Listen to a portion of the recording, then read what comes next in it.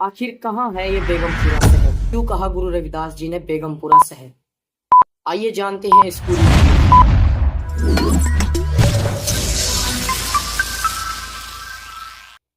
आज से लगभग 650 साल पहले जब गुरु रविदास जी का जन्म हुआ, उस समय जातिवाद, ऊंच नीच, जात पात का इतना वर्चस्व था कि छोटे लोगों को, छोटी जात के लोगों को लोग पशु समान समझते, उनको पास बैठने नहीं दिया जाता था, अच्छा खाना नहीं खा पाते थे, शिक्षा नहीं मिलती थी, कहीं रोजगार नहीं मिलता था, केवल उनको अपने यहाँ पशु बना के रखा जाता।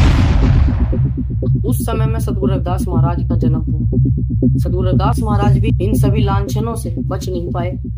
उनको भी किसी ने अछूत कहा, किसी ने नीच कहा, किसी ने गरीब कहा, तो किसी ने शूद्र कहा। लेकिन सतगुरु रविदास महाराज ने अपनी हर वाणी में इनका विरोध करते हुए सतगुरु रविदास महाराज ने हर एक वाणी में, अगर उनको किसी ने अछूत कहा तो उन्होंने जाकी छोट जगत को लागे तापर कोई डरे। यदि उन्हें किसी ने गरीब कहा तो उन्होंने गरीब नवाज हुसैया मेरा माथे छतर डरे। ऐसे शब्दों का उल्लेख किया है अपनी वाणियों में। और सतगुरु रविदास महाराज जब इन पीड़ाओं से, जब इन लांछनों से परेशान हो गए, दुखी हो गए, हृदय में एक सपने ने जन्म लिया, एक सोच ने जन्म लिया, जिसको गुरु रविदास महाराज ने अपनी वाणी में बेगमपुरा शहर को नाम के नाम से दर्ज किया।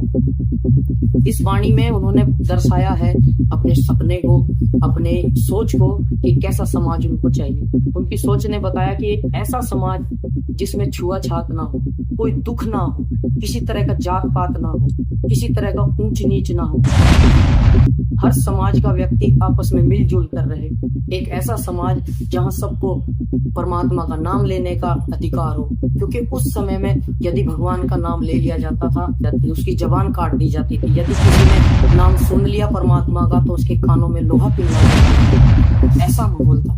लेकिन गुरु रविदास महाराज ने एक ऐसा माहौल, ऐसा वातावरण, एक ऐसा समाज चाहा है जिसमें हर कोई व्यक्ति अपने अधिकार को पा सके, उस परमात्मा का भजन कीर्तन कर सके, अपने सब कार्य व्यवसाय कर सके, अपनी रोजी रोटी अच्छे से कमा सके। एक ऐसा समाज, एक ऐसा वातावरण की कामना की है गुरु रविदास महाराज ने। इसलिए उन्होंने अपनी वाणी में कहा भी है कि ऐसा चाहूं राज में जहां मिले सबन को अन, और छोट बड़े सम बसे रविदास रहे प्रसन्न। गुरु प्यारी साथ संगीतियों, मेरे दोस्तों, इस सोच को, इस अगम्य सोच को आगे बढ़ाने का काम जो है वो बाबा साहब डॉक्टर भीमराव अम्बेडकर साहब ने किया है। क्योंकि जब उन्होंने संविधान लिखा, इन सभी बातों का ध्यान रखा, सबको समानता का अधिकार दिया, सबको एक मत रहने का अधिकार दिया, सबको पानी पीने का अधिकार दिया, सबको अच्छे कपड़े पहनने का अधिकार दिया, ऊंचे ऊंचे पदों पे काम करने का मौका दिया। ऐसी सोच, क्योंकि बाबा साहब ने सबको समानता के स्वरूप देखा है। उन्होंने दुनिया में घूम घूम के ऐसे अधिकारों को हमारे समक्ष लाया है